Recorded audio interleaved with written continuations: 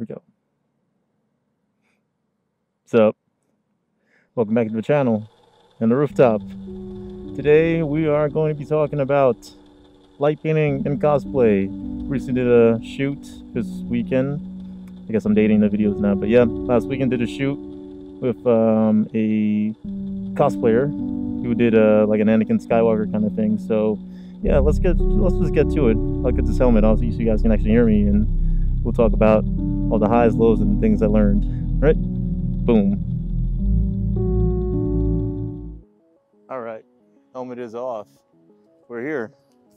I got a lightsaber. It's kind of hard to see just because it's still kind of bright. We're in golden hour right now. Got a really cool green layer going on there, but I digress. Anyways, if you follow me on my socials, this is really aggressive, sorry about that.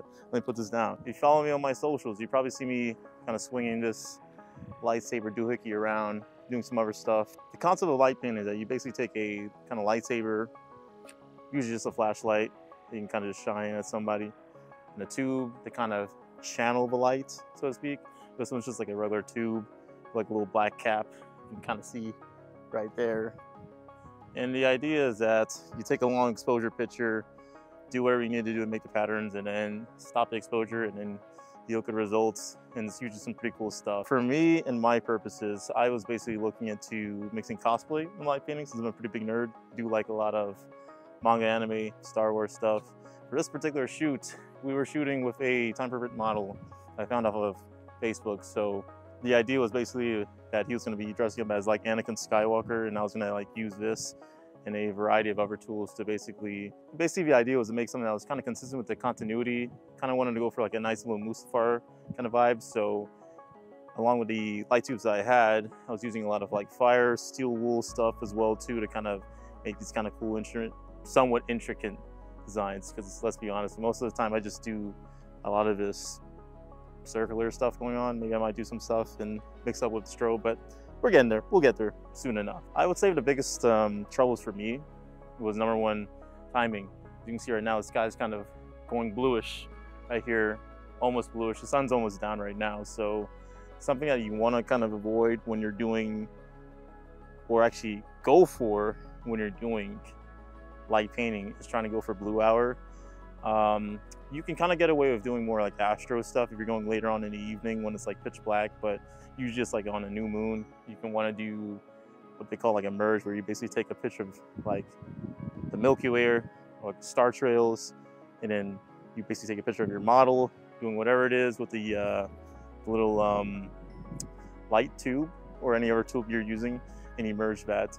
But for this occasion that we're basically in this little concrete dam area, which is really fun because that way I don't have to worry about any fire safety issues going on with steel wool and fire.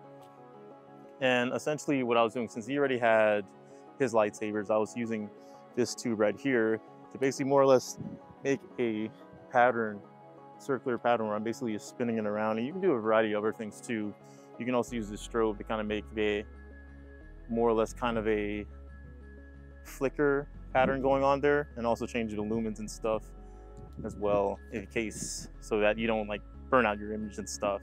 So I was basically playing around a few of the compositions, since I have like a variety of lenses and stuff, trying to get more or less a wide angle shot and more of a kind of closer angle. I kind of like getting a variety of those shots just to make sure that I have backups for one, and two, I also have a variety of, I guess, focal ranges I can kind of take pictures of, kind of getting more of a landscape, more of a portrait.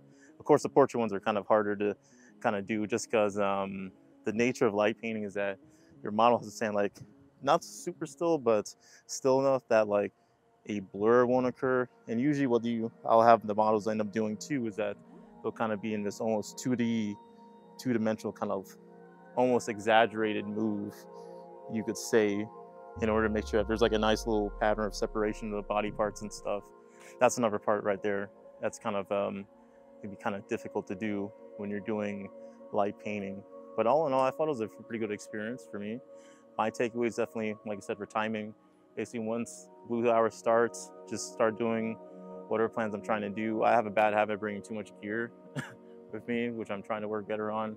I think I'm just going to stick to tubes, steel wool and fire, and maybe a few of the other tools that I kind of have, to make sure that I have like a little bit more of a variety of shots, because I do want to try some other stuff like orbs and all those other things as well too. But also make sure there's like a human element going on whenever I do, you know, whatever it is I'm doing with the tools and stuff like that. I think something else that helps out too is the pacing. So a lot of times, because the model has to kind of rest between shots as they're doing all the little dynamic poses and whatnot, it's best to kind of make sure that the model is resting, you know, give them time to reset and then set up the shot. And it kind of helps out too, just because for some reason with my cameras, they're actually kind of weird. They're the same make like Nikon, but I think it's just that they're different models and stuff. One's mirrorless, one's not. So when I'm trying to get shots, one camera, the mirrorless will be done before the mirrored one will be done. So I have to wait for the mirrored one to be done before I start doing exposure, or else the sync just goes goes crazy and it gets all muddled and it's just a mess. But yeah, definitely make sure that if you're trying to do long exposure shooting with a model as you're doing, you know, whatever it is you're trying to do. For me, also the circle, you kind of want to make sure you have some shoulder mobility in my case, and make sure that you're wearing a lot of dark clothes and making a big habit to kind of make sure that instead of standing like this, you're also standing to the side, and that you can also make sure you're pretty much invisible. You want to make sure that you're like as invisible as possible. Some parts of me were showing any image behind the model, but as long as there's like a little minuscule part, you just let it out, then it's a-okay. So blue hour timing, make sure I'm invisible, and also giving time for the model to, you know, change their pose, rest, make sure that they have their stability so that, you know, we're not having any blurring effects going on in the image, and make sure that we're having a nice clean looking like image going on there. In variety of shots, you can pretty much kind of play around. Like I said, you can do like a lot of strobe, you can do basically twirling, you can do a wall. It all depends on like how you're creative you are and stuff like that. So I try to make sure I'm like mixing that up a little bit.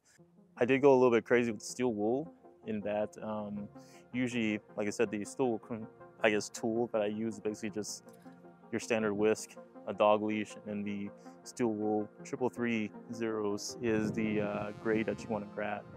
And once you get that ignited, you basically are just spinning it around. Standard, I guess, operating procedures for me is basically just to spin it around the model, like so. Just basically have them standing in front, and I just spin it behind them. But I decided to kind of mix it up a little bit. Rather than just standing behind them, I kind of wanted to see if I could, you know, like I said, with the continuity and the concept of the photo shoot, basically travel across the frame of the image while the exposure is going on, so that you have this really cool looking spiral action going on there. There's a lot of cool stuff you can do with Stool, and I'm still trying to explore and find some more stuff, so stay tuned for more, and you'll see hopefully some cool stuff, and hopefully we won't light anything on fire.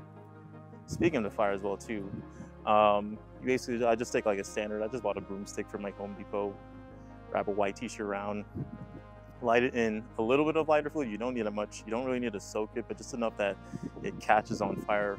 Yeah, you basically want to use like enough lighter fluid that catches on fire, but not that's like burning up, because I've had issues where I've soaked it before and it's just like a complete just conflagration. So, and you also don't want to get burned too, so basically you mild on in lighter fluid. And basically with the lighter fluid, it's the same thing. I just keep it pretty simple, just to circle around, so it kind of gives like this nice little cool Anakin or Mustafar going to the dark side kind of vibe. But yeah, I'd say all in all, it was a pretty good experience. Learned a lot about photography, got better at with my skills, getting my skills up there, you know, all that. So I'm trying to get more creative. So yeah, if you guys got any comments or want to see some like anything like particular or anything specific, yeah, just leave a comment and I'll see if I can try some more stuff out. Also follow me on my socials, because I put a lot of pictures up there, and trying to build more of a reels and stuff. So yeah, trying to do that as well. If you're in the LA area and you're like a cosplayer or you just want to do light painting, you know, feel free to hit me up in my DMs and all that stuff. And then yeah, if you found any value from this, or you know, just want to support the channel, you know, like, comment, subscribe. It's like my second vlog, so hopefully I'll like try to get better at these and delivering these on time and all that stuff. So other than that, that's a wrap. Enjoy the video, or I hope you enjoyed the video, and hopefully I'll catch you later on. Peace.